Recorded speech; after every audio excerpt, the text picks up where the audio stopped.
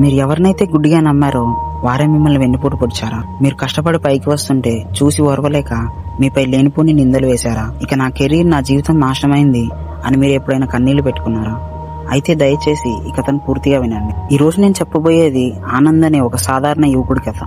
సొంత స్నేహితులే ద్రోహం చేస్తే రోడ్డున పడిన ఒక వ్యక్తి అదే స్నేహితుల పాలిట ఆశాకిరణంగా ఎలా మారాడో తెలిస్తే ఈ రోజే మీ నిరాశను పక్కన పెట్టేస్తారు. ఆనంద్ ఒక పెద్ద కంపెనీలో చాలా నిజాయితీగా పనిచేసే ఉద్యోగి. తన పనితనం చూసి మేనేజ్మెంట్ అతనికి త్వరలోనే ప్రమోషన్ ఇవ్వాలని నిర్ణయించింది. కానీ అతనితో పనిచేసే తోటి ఉద్యోగులకు మరియు స్నేహితులకు ఇది నచ్చలేదు.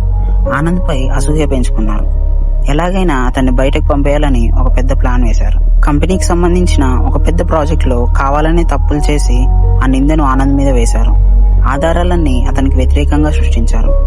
బాస్ ఎవరి మాట వినలేదు. ఆనంద్ను అందరి ముందు అవమానించి ఉద్యోగం నుంచి గెంటేశాడు. ఆనంద్ జీవితం ఒక్కసారిగా తలకిందులైంది.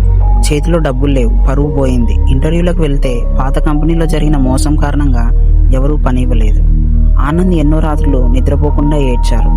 దేవా, నేను ఏ తప్పు చేయలేదు కదా, నాకెందుకు ఈ శిక్ష అని కృంగిపోయాడు. అయినా సరే అతడు ఏ చెడు మార్గంలో నడవలేదు.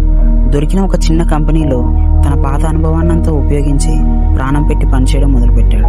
అతని నిజాయితీకి కష్టానికి ఫలితంగా ఆ చిన్న కంపెనీ అనాది కాలంలోనే మార్కెట్లో ఒక పెద్ద సంస్థగా ఎదిగింది. కొన్ని సంవత్సరాలు గడిచాయి. కాలం ఎప్పుడూ ఒకేలా ఉండదు కదా. ఆనంద్ను గెంటేసిన ఆ పాత కంపెనీ తీవ్రమైన నష్టాల్లో కూరుకుపోయింది. ఆ కంపెనీని మూసివేసే పరిస్థితి వచ్చింది. ఆ సమయంలో ఆ కంపెనీని కొనుగోలు చేసి అందులో ఉన్న వందలాది మంది ఉద్యోగులను కాపాడటానికి ఒక పెద్ద సంస్థ ముందుకు వచ్చింది. ఆ సంస్థను నడిపిస్తున్న సీఈఓ ఎవరో కాదు, మన ఆనంద్. అవును, ఎవరినైతే పనికిరాడు అని గెంటేశారో ఈ రోజు అతనే ఆ కంపెనీకి బాస్ అయ్యాడు. ఒకరోజు ఉదయం మీటింగ్ కోసం పాత ఉద్యోగులంతా భయంగా కాన్ఫరెన్స్ హాల్లో నిలబడి ఉన్నారు. వారి ముందుకు ఆనంద్ వచ్చాడు.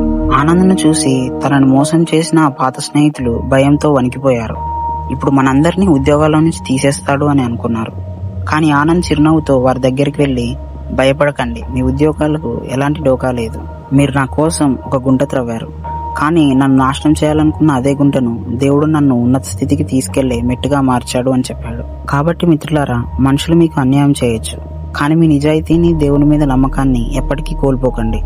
దేవుని దృష్టిలో ఒక తలుపు మూసుకుంటే దాని అర్థం ఆయన మీకోసం ఒక గొప్ప ద్వారాన్ని తెరవబోతున్నాడని.